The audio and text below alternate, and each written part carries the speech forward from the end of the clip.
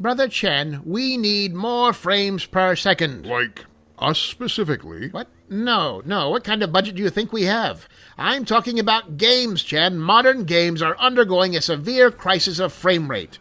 Where previous generations once willingly tooled around at 30 frames per second like some kind of half-blind, fidgety vagrants, the modern era demands higher standards. 60 frames per second, 120 frames per second, 240 frames per second. 240 might be a bit optimistic for most of today's consumer-grade hardware, brother. Hardly, Chen. Oh, sure, there's always going to be a bit of a trade-off in graphical fidelity, but achieving a buttery smooth frame rate for today's blockbusters can be as easy as turning off a few resource-heavy bells and whistles, like ray tracing, hair effects, particle effects, high-res textures, shadows, medium-res textures, reflections, foliage, textures in general, and sound. Out of curiosity, brother, why the sudden interest in high frame rates? Why?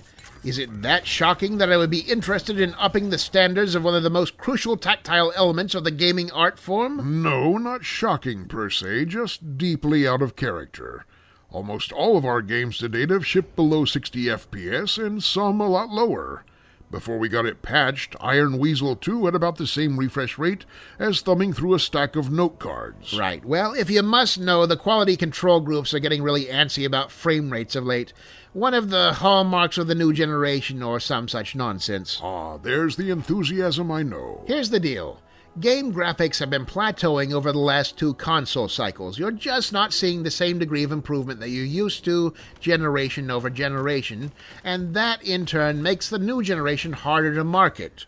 As a result, there's real pressure on to find this generation's defining thing, be it ray tracing, 4K, or crippling production delays. A tough sell, that last one. Yes, so right now, high frame rate tech is in vogue. Microsoft Series X Frame Boost, DLSS on PCs. This is the FPS technology zeitgeist, brother, and it falls on us to ride it out. It'll be a smooth ride, at least. Well, I'm sure there'll be some...